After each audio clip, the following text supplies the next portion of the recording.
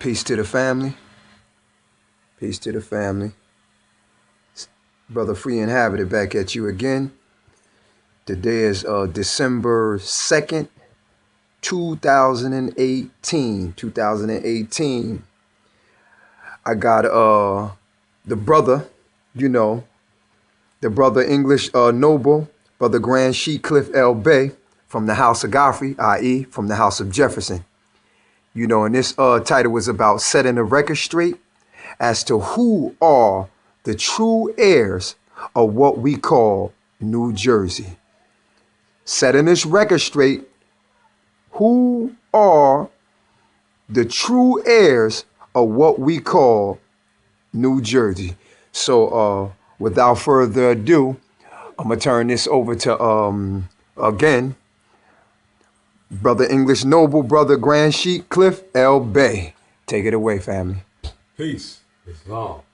Islam. My humble brothers and sisters, it's good to be here today to express something that's been on my heart about who we are as a people.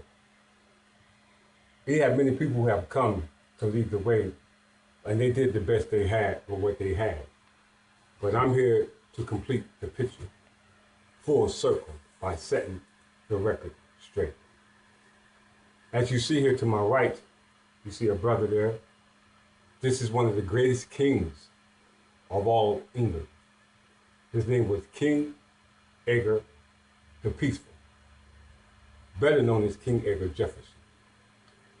This guy was born in 943 and he died in 975. The rules and laws that were established by this king ruled from 959 till 1974 AD in our time era. So I'm going to break down to you the true origin of New Jersey. Actually, New Jersey is not the real name of what we call the territory of Jersey. It's actually called Belwick of Jersey, or what we call Channel Island. Its jurisdiction was established from 927 to 1706, and we're going to get into the history of that right now. Islam? Islam. As you see here in my title, the Kingdom of England. Now, any studious person that want to know who and what they are should be studious into their studies. And by me coming into this full understanding is because of my studying. So now we have to be able to look through the falsehood and the truth of what's been brought before us, because there's good and falsehood, there's bad and good in everything. It's up for us to decipher the truth. So once again, brothers and sisters, i.e. Berbers, please do your research on what I'm about to bring to you, because in all things, there is truth. As you read here, it says, the Kingdom of England, of Anglo-Norman French, was a sovereign state on the island of Great Britain from 927, when it emerged from various Anglo Saxon kingdoms, until 1707, when it united with Scotland to the form of the Kingdom of Great Britain. As you scroll down, you will see the flag to my left. That flag has a white background with a red cross on it. If you look to the right, you see the actual coats of arms. This coats of arms are actually originated from the house of Geoffrey or Anjou, which is from the house of Plantagen, which is the jurisdiction where kingdom was ruled by. So now we're going to scroll down a little further to get the meat of what it is I want you to understand. You can go back and get an in-depth understanding by doing your own research. So let's go down to the history.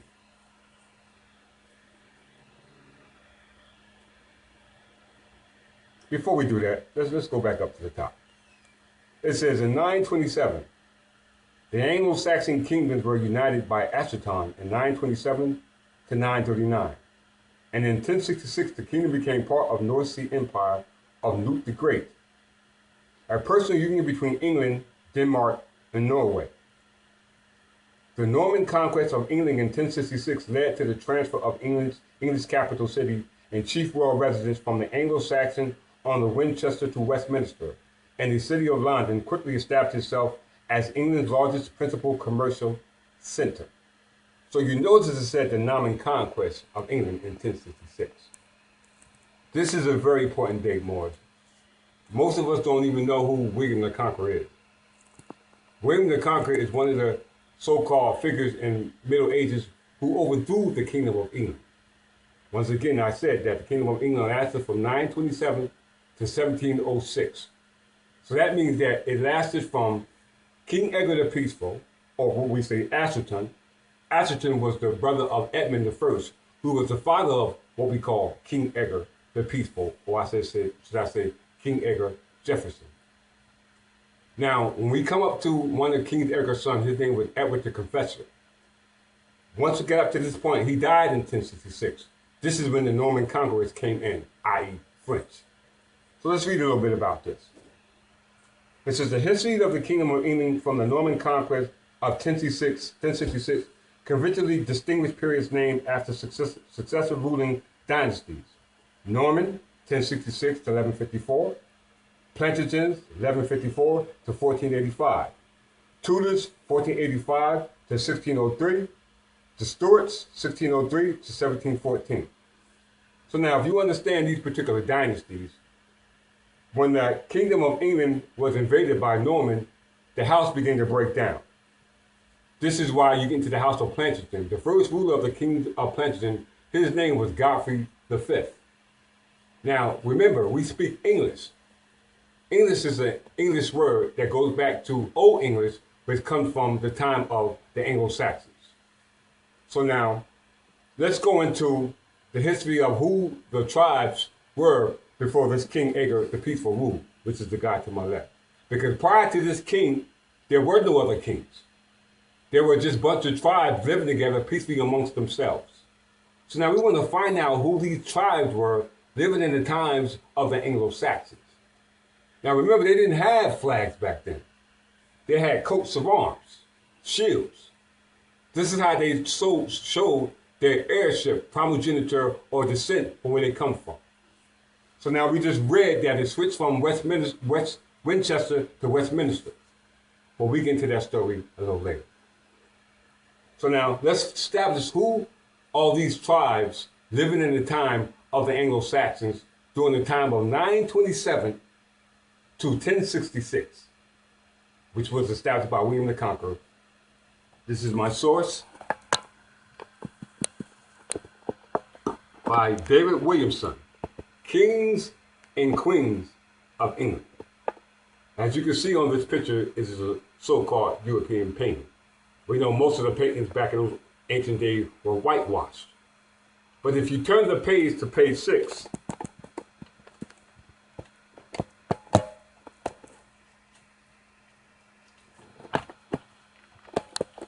you see a picture of that same king, Edgar the Peaceful.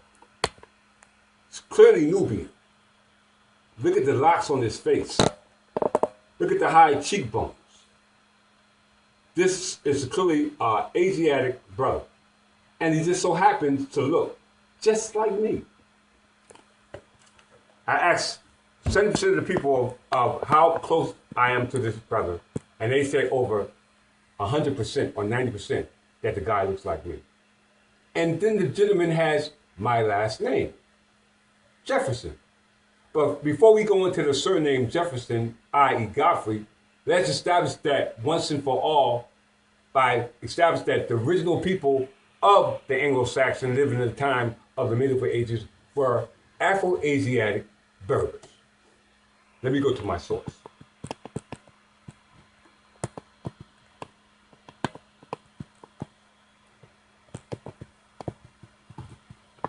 It's popping up more. Give it a second.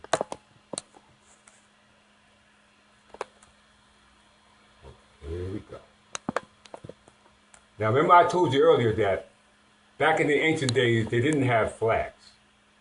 They had shields and banners to establish their family, their dynasties, their empires.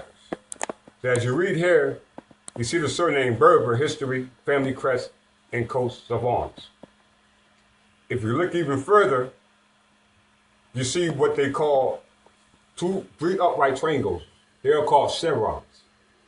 This is a noble signature. If you look on officers' coats of arms on the arm, you see that same chevron. You also see within it 3 fleur de lises, or what they call the lily of the valley.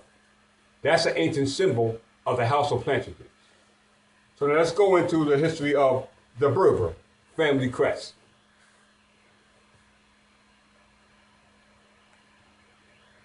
It says the history of the name Berber begins with the Anglo Saxon tribes of Britain. Did you hear me?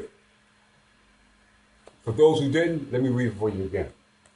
It says the history of the name Berber begins with the Anglo Saxon tribes of Britain. It is derived from the baptismal name meaning son of Barbara. In some instances, the name may have also been nicknamed for someone such as a Moor or Berber who appeared to be of North African heritage. In such cases, the name is a reference to the Barbary coast of North Africa. So one has to ask himself, if the name originated on the coast of North Africa, which is the English name, but somehow wind up in England as the tribes of the Anglo-Saxon tribes of Britain, then of who were called Moors and Berbers, and we all know that they are Afro-Asiatic descent. So that means that most of the stories that are not told to us hides the fact that the original indigenous people from North America that extends over to England, which is one and the same because we're not in New Jersey or what we call America, because this is a part of England. We're going to establish that once and for all. But as I read further, it says that, once again, it says from the coast of North Africa. But we now establish that the Anglo-Saxon tribes, who are Berbers and Moors, extended name or the origin of the name extended back from Northeast Africa. So now you can tie yourself into Africa all the way to England. Now we're going to tie here to America because you are what your forefathers were without doubt or contradiction. Let's go back to my original, what I was making reference to, the Kingdom of England.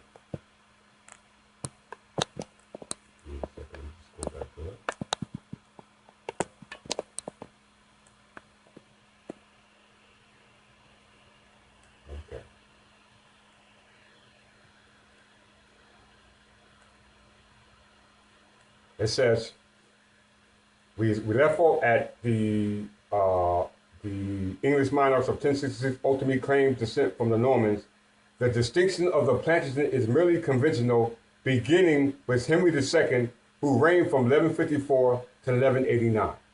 So as we see here from the history dealing with the kingdoms of England, by way of the influence of the Norman conquest of 1066, there were other kingdoms, such as the Kingdom of England, which was ruled under King Edward the Peaceful, all the way up to William the Conqueror. And then it went over to what they call Norman French, William the Conqueror. And then under William the Conqueror, you come up with the House of Plantagenet. This is where my surname comes in, Jefferson. Because it says here, if you go down to it, it says, all English monarchs after 1066 ultimately claimed descent from the Normans. The distinction, they're making the distinction. It says of the Plantagenet is merely conventional, beginning with Henry II. Henry II was the son of Geoffrey V, Count of Anjou. It says, as from that time, the Angevin kings became more English in nature. The House of Lancaster and York are both Plantagenet cadet branches. The Tudor dynasty claimed the descent of Edward III via John Beaufort, and James VI and the first of the House of Stuart claimed descent from Henry the Seventh via the Market of Tudors. So if you understand, it switched from the Kingdom of England, which was from 927 to 1706.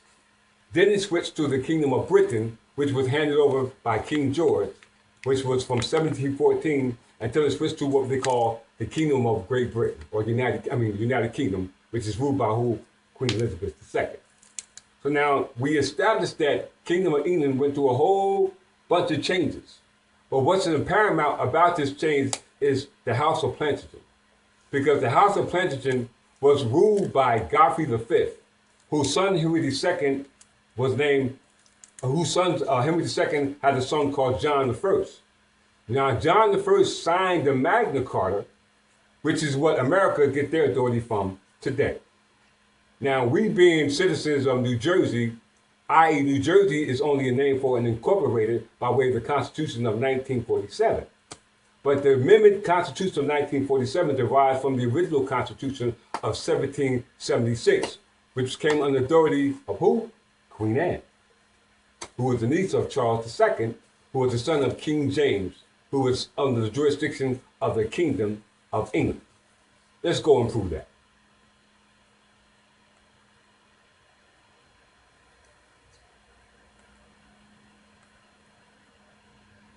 Seriously. Listen, Morris. It says Jersey, French. Jurius, however that name is pronounced. It says officially the bailiwick of Jersey is a crown dependency located near the coast of Norman France. Jersey was part of the Duchess of Normandy, whose duke went to become King of England from 1066. So who was ruling in 1066? William the Conqueror. They overdue, this is called the Battle of Hastings. Look that up. Because this is when the heirs of the Kingdom of England had no more heirs, so they had to appoint somebody to live up to the heirship that was being passed down by descent. Now, when you get into the history of William the Conqueror and his son Henry I swore to uphold the laws of what they call Wittemont. What we call the Bible today, it starts by King James, comes through the creation of what they call Wittemont.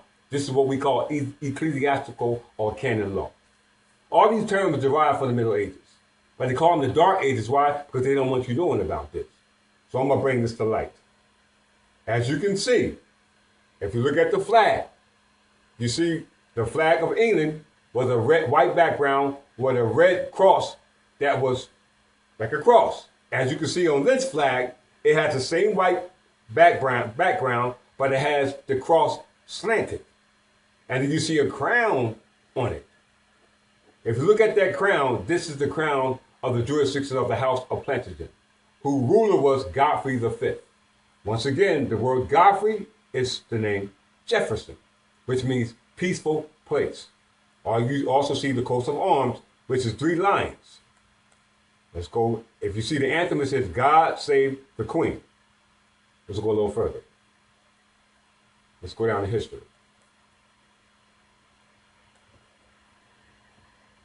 It's about to blow your minds, Morris.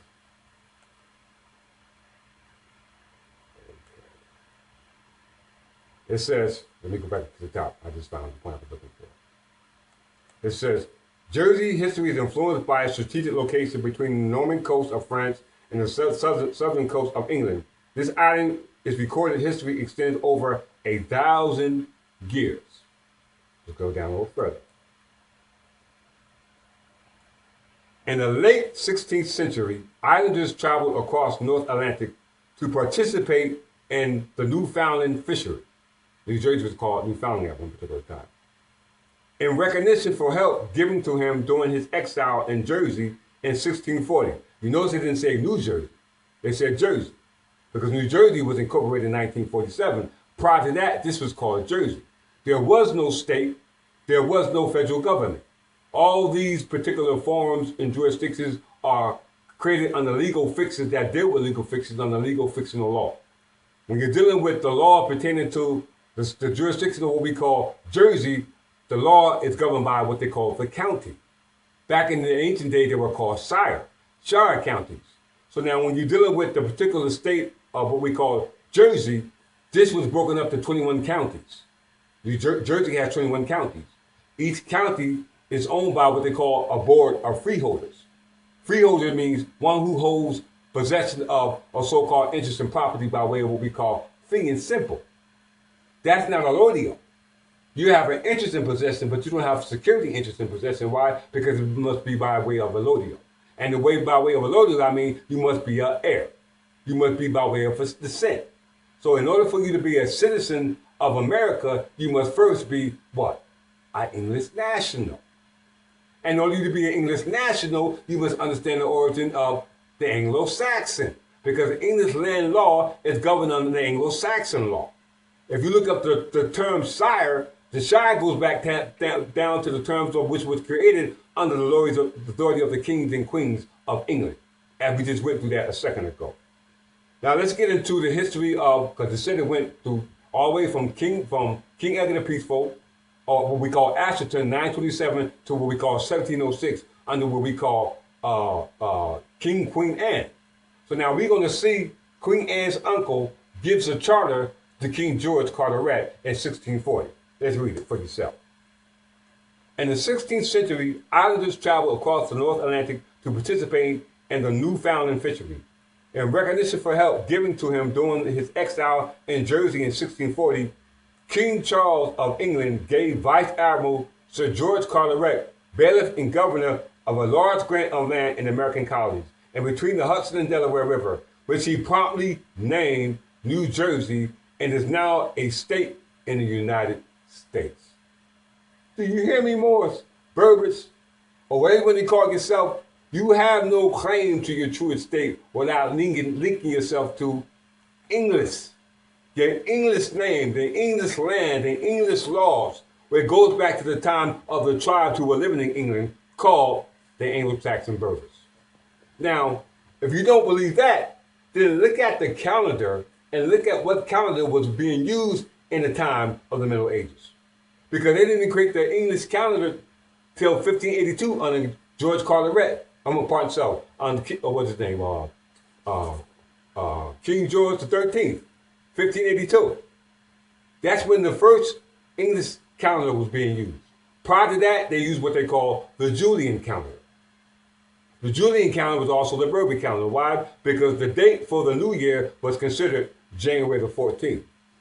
By coincidence, that's also my birthday, the day I was born. But the new year switched by Pope Gregory XIII in what year? 1582. And they switched the new year from January the 14th to January the 1st. It was done in what? The day I was born, 1970. January the 14th, 1970, all these changes took place. Why? Because they were trying to do away with the laws that were applicable pertaining to their state as us being descendant of those Anglo Saxon tribes known as what we call the Kingdom of England. That was ruled from 927 to 1706. This is why the Bible was written by King James. To give the land back to the true possessors, i.e. the so-called Jews. But once again, Jew is an English name. It's an English word. So to understand the message or the clues, you must go into the English land, the English laws, and the English people who were living at a particular time. And we were just established that they were Berber, Moors, tribes living in England. So now how did we get from there to over here? And now why is New Jersey, now called New Jersey, was called Jersey at one particular time, or Belvic of Jersey? Why? Because when Queen Anne gave the charter to George Carteret in 1640, it was supposed to be functioning what we call an overlapping government or a fusion of government. But what did they do? The United States federal government said that they created what they call separation of powers. There's a reason for that, Moors, because they didn't want to be responsible for you linking yourself up with government. Because government is the only way that you can influence your rights and have your rights protected, because they are trustees of your estate. You are the beneficiaries of this estate. But when they brought you to North America due to the so-called slave trade, they called you and identified you by what they call Indians. And then they create their Freedmen Bureau. You weren't freedmen, because to be called freedmen, that actually meant that you were a slave at one particular time. You were freemen. Freemen goes back to the time before Greek, before Rome, before Egypt. Egypt is a Greek word which means bondage. So the so-called people identified as Egyptians were called Berbers. How? Because the Berber calendar was used all the way from the 22nd dynasty, 943 BC, all the way up to what? 943 BC, all the way up to what? 1582. They were using the same Berber calendar. Look it up yourself. If you look it up calendars, look up the year 1 AD to 1 BC to 1 AD. If you look up the Berber calendar, it would tell you that they switched from 1 BC to 1 AD in the year 951 AD. That's mighty strange.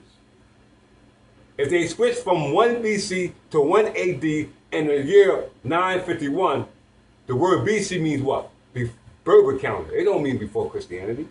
It means Berber calendar. And the word AD means Endes Stolas, which means in the year of our Lord, because the kings and queens wasn't looking up for no spook eye. The king was considered himself as lords, kings. I got a book right here, Morris. Rule of Clan, written by Mark S. Weiner. I'm just read a phrase out of it. This is chapter 9. It says, from king to king, state development of the Anglo Saxons of England. It says, in 973, in the Abbey of Bath, a great Anglo Saxon king lay prostrated before an altar while the Archbishop of Canterbury wept with joy. I'll bring the light back up in a second, just let me read this more. The king was Edgar, I known as Edgar the Peaceful, and at the age of 30, he was in the 14th year of an exceedingly successful reign. Under his rule, England revamped its currency, streamlined its central administration, sustained its military authority over a once rest of Islam, i.e. Jersey. It's called Channel Island, Islam. And recognized its counties, it didn't say state, it says counties along the lines that will remain essentially unchanged until 1974. 1974, I was born in 1970. So that means the King of England, born in 943, his laws that were created remained unchanged till 1974.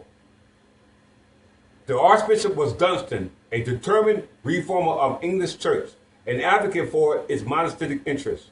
Overcoming by the king's humility, he sang the hymn, Te Deum. Through his tears, we praise thee, O God. We acknowledge thee to be the Lord. A half century later, he will be canonized as a saint. The occasion for Edgar's pious self-effacement, and Dustin's joy was the king's coronation. Tellingly, the ceremony was held on Pentecost when Christians celebrated the descendant of the Holy Spirit on the apostle. The age of the king, too, was significant, the same in which Jesus began his ministry. The ritual began when Edgar, wearing a crown and holding a scepter, was led into the abbey by parading a white-robed cleric, a crowd of priests, in the words of the Anglo Saxon Chronicles, a throng of monks and councils sang. The ensuing ceremony was filled with all the pageantry of great royal events in England today. The king will be anointed with holy oil from an animal's horn.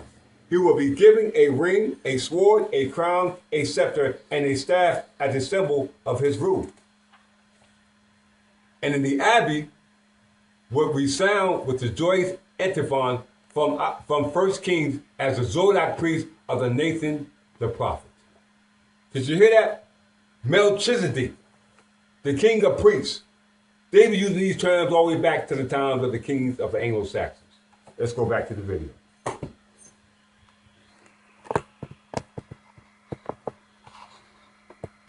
I'm going to read to you the name Jefferson and the origin of the name Jefferson. Give me 1 second.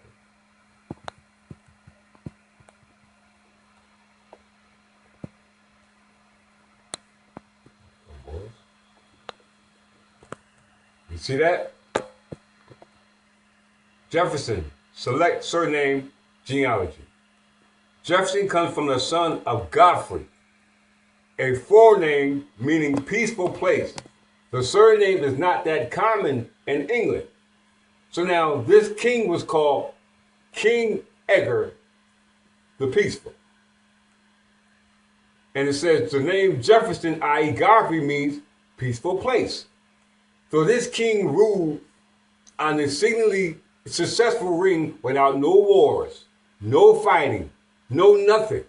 This is why this king was called King Edgar the Peaceful. And as we read that his laws remained in effect from the time of his rule from 973, from 959 to 959 till 1974.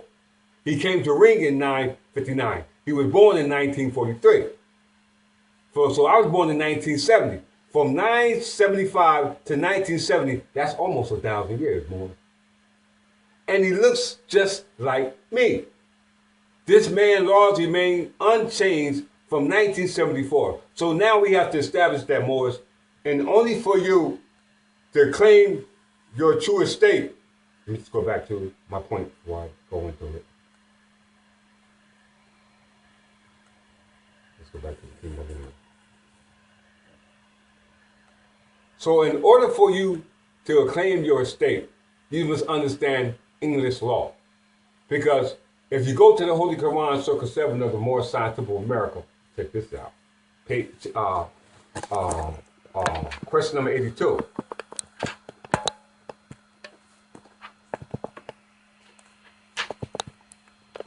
It says, what was Satan to be bound in? Satan was bound in part. It says 83. When was the head of Satan taken off? 1453. Byzantine.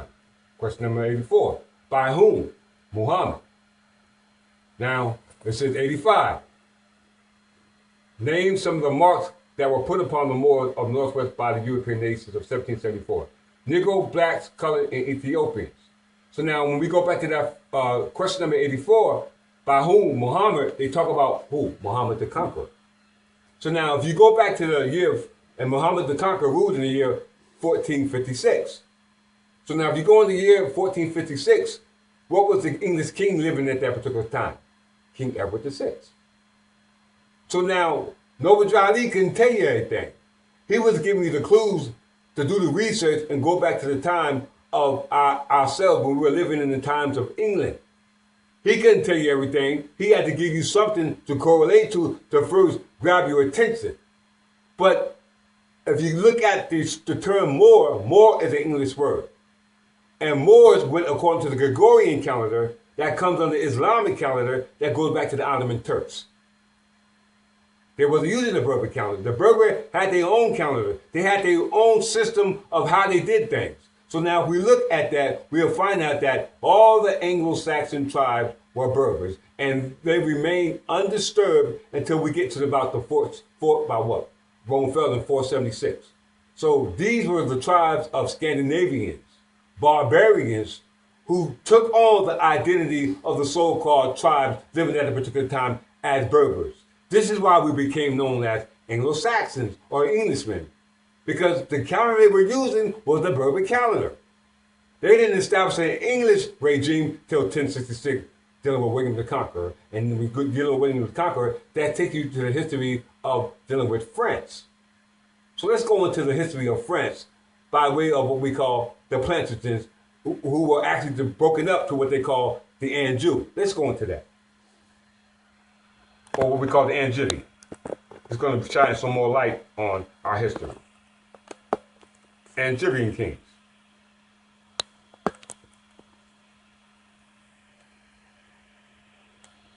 Okay.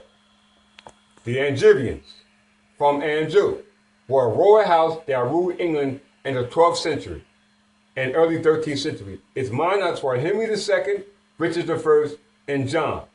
In the 10th year from 1144, two successive counts of Anjou, Geoffrey and his son.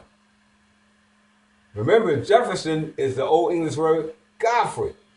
So when you get into history of Angevin, it says that the monarchs were Henry II and Richard I and John. Now, who signed the Magna Carta in 1215? John. Why? Because French, i.e. America, i.e. British, was trying to break away from the authority that was established under the Kingdom of England.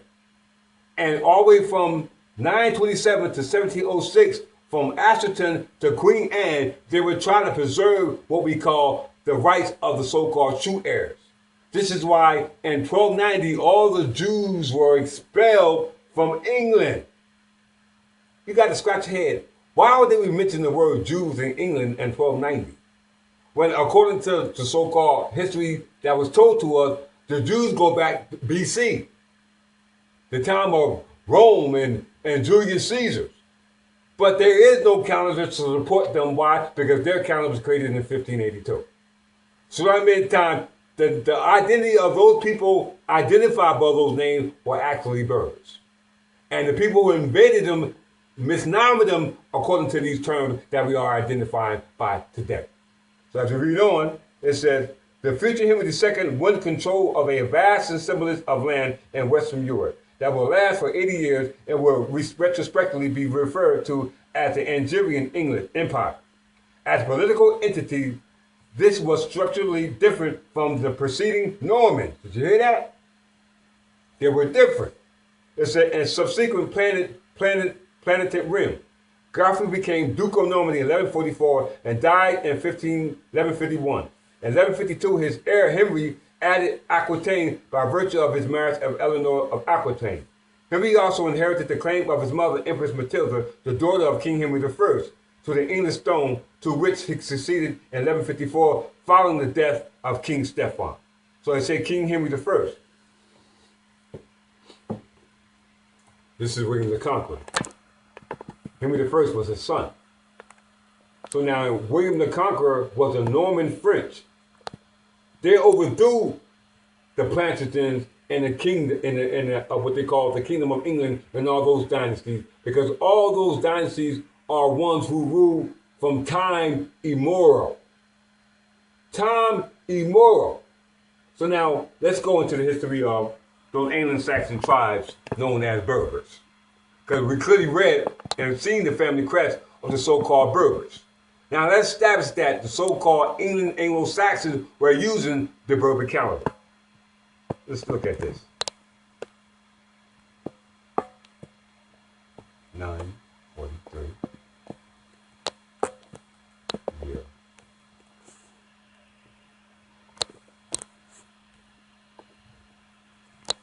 Let it register, brothers and sisters.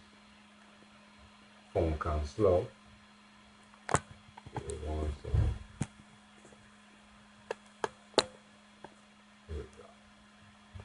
943. The year 943 was a common year starting on Sunday, displaying the full calendar of the Julian calendar. You good? Mm-hmm. Okay. If you look here, it says 943 in various calendars. The first one you see, Gregorian calendar, is 943. If you scroll down, you see the Berber calendar, 1893. So now, in the time of the Gregorian calendar, because we're talking about the Middle Ages. So according to Gregorian calendar, in that time frame, the year was 943. But that's a Berber calendar here. I mean, the Berber calendar is actually here, 1893. So what is this telling you? That in the time of 943, according to the so-called European, is 943. But according to the true ancestors who were living at that time, the year is 1893.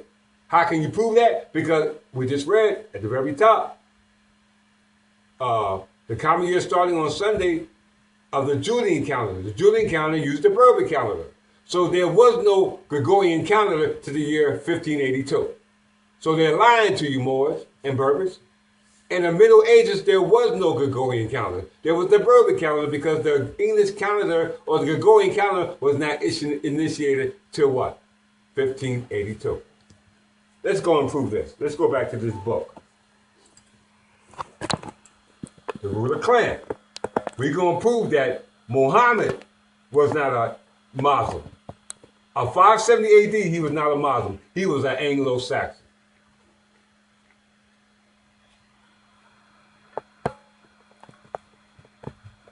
More we have to read. Berbers we have to read. Okay, here we go. Chapter 10. Rule of clans. Remember I said there was no need for a clan. I'm king. We're living in clans and tribes. So now, we're going to go into history when they're speaking about Muhammad. Now, we just said that who created the so-called Gregorian calendar in 1582?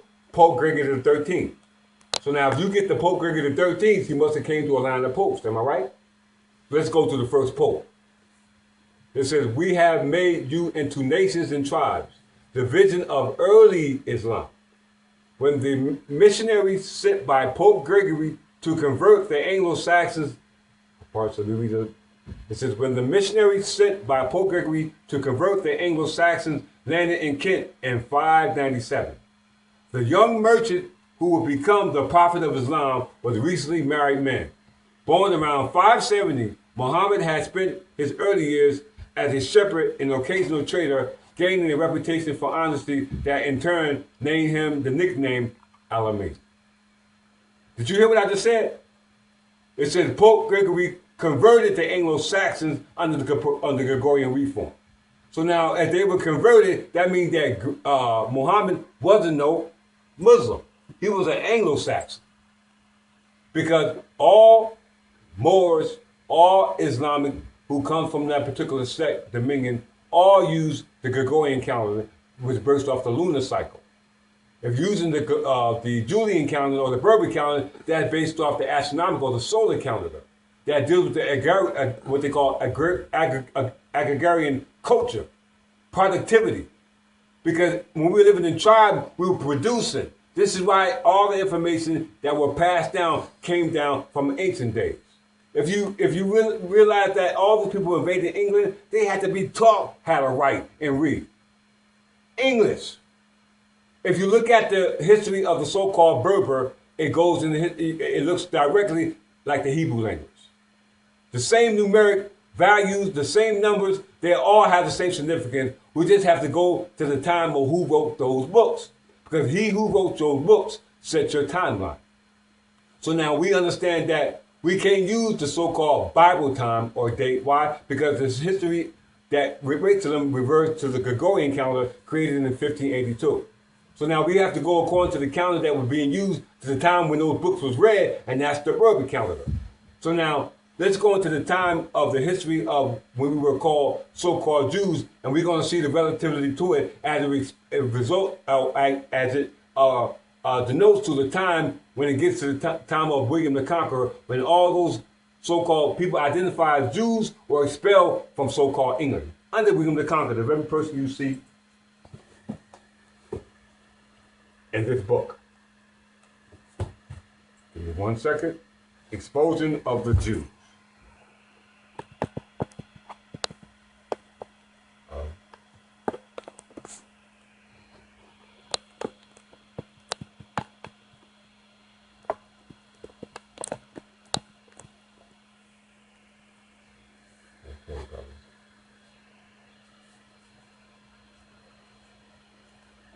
All right.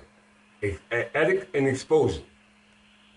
It says the Edict of Expulsion was a royal decree issued by King Edward I of England on the 18th of July, 1290, expelling all Jews from the Kingdom of England. Did you hear that, brothers?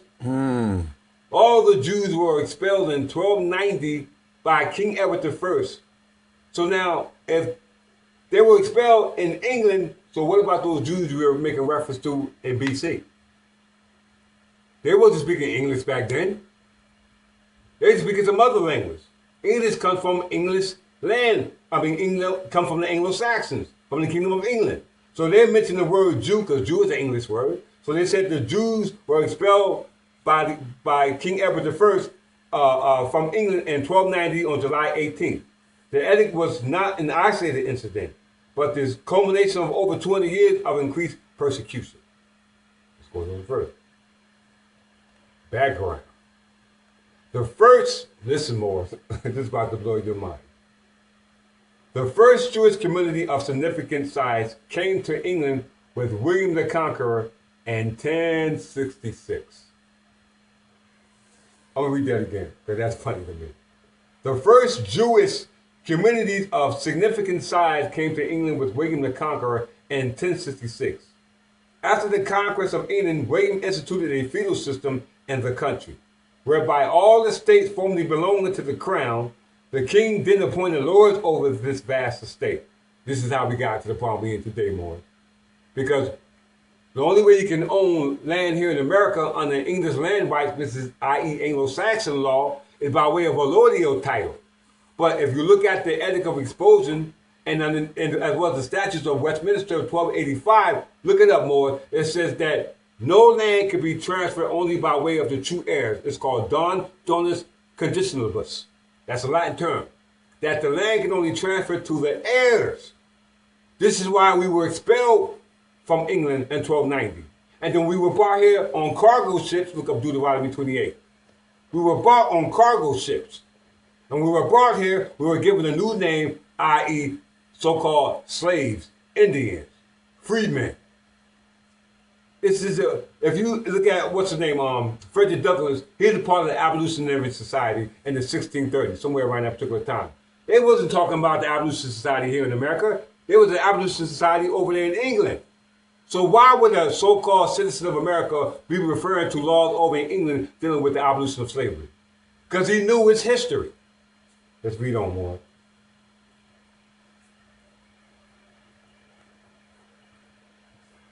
Exposed. I'm going to get into what they call William the Conqueror. Let me get. All right, here we go. Go back down here. It says, the king then appointed lords over the vast estate, but they were subject to duties, obligations, i.e. financial and military, to the king. Under the lords were other subjects, such as serfs, who were bound and obliged to their lords, and to their lords' obligation. Merchants had a special status in the system, as did the Jews. Jews were declared to be the direct subjects of the king. Unlike the rest of the population, this was an ambivalent legal position for the Jewish population, in that they were not tied to any particular law, but were subject to the whims of the king. That's a benefit, y'all. Y'all was down with the king. It says it could be either advantages. I'm pardon myself on this word. Advantages or disadvantages. We know advantage or disadvantage, basically what they're saying. Every successive king formally reviewed a royal charter, granting Jews the right to remain in England. Jews did not enjoy any of the guarantees of the Magna Carta of 1215, because the Magna Carta was dealing with the so-called Norman Frenchmen. We were direct subjects of the king. We didn't have to ask anybody for nothing. We were giving land as landlords of the estate. What they did was switch places when they came over to America. Why? Because under the freeholders, who own land and free and simple, they claimed an interest, but it had no security interest. Why? Because a security interest had to give consideration to the lessor from the lessee. Who is the lessee? The tenant. Who is the lessor? The landlord. But even the landlord is a vassal because he's subject to an overlord, i.e. monarch, i.e. king. So this is the reason why in 1783, September 3rd, that King George gave America their freedom by way of what they call the 13 colonies. This is why their treaty had to be ratified every certain amount of years. It was ratified January the 14th, 1984. By who? Thomas Jefferson. Guess when the next time it's ratified? January the 14th, 2019. But if you read the ratification on 1784, January the 14th, read what Thomas Jefferson said. He said that they committed fraud because it wasn't promulgated by the right amount of senators. Why? Because French had no authority or jurisdiction to what we call Channel Island, which was under the jurisdiction of the Kingdom of England. Why? Because it was protected under the charter, what we call the Great Silurium. Guess what happened to that Silurium? It was doomed in a Thames River by King James. Why? To keep it safe. Read about it. The Great Silurium was established by Edward the Confessor, who was the great grandson of King Edgar the Peaceful. This history is told. There is no doubt or contradiction about what I'm telling you. You just don't know why, because you don't read. Okay, let me go a little bit further. Exposing of the Jews.